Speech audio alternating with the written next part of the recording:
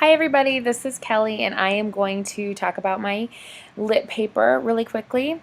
My lit paper was called Imagine a New Language Arts Class, Teaching and Assessing Reading. Dean Young, a prolific poet, contends that some things need to be opaque in order to be seen. The same can be said of life. The word imagination derives from the Latin root word imaginare, which means to picture oneself. Aristotle asserts that the imagination is a functioning part of every person's brain and that it is as important as any other function when it comes to the capability to reason.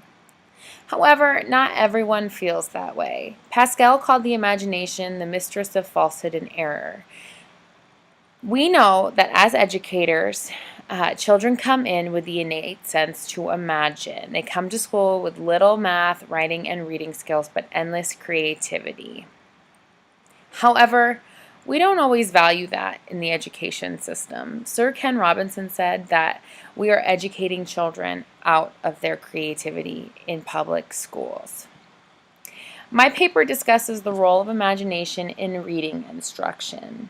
It discusses that children need to imagine liking reading, they need to imagine the treasures inside the book, and they need to imagine their world and experience in the book. But reading imaginatively is difficult to assess. My research showed that learning is best when it produces something.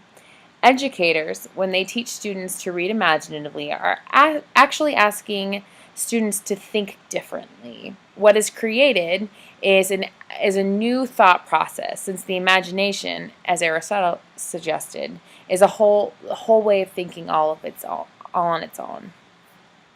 So what do I grade? That was the big question.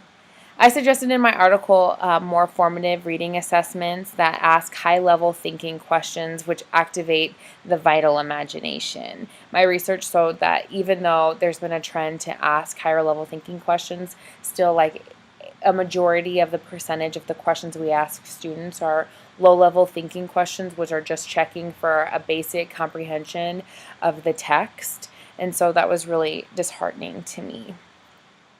So I suggested higher level thinking questions and more activities that promote higher level thinking questions, like fishbowl discussions and things. Um, uh, then finally, my paper discusses the vital imagination versus the non-vital imagination. The vital imagination is an imagination that produces reasonable logic. So it's the kind of imagination Aristotle was talking about, where you can link the words you see to the world around you. The non-vital imagination is an illogical imagination. It's kind of out in nowhere land, and it's weird. It's off the wall. It maybe doesn't connect quite right. I suggest in my paper that that maybe it's not as valuable, maybe that it's just different. And so I talk a lot about differentiating for students who have non-vital imaginations or who aren't mature enough to start connecting at the same level as other students in your class. For instance, like a group of kindergartners accept that Santa is real and that imagination is vital to them. That they don't have the kind of experience for them to say that that's not an imagination that's real. Whereas like a group of 12-year-olds should know that Santa's not real because their life experience has told them that their imagination is false. So you can kind of see the connection and how that would work in a classroom.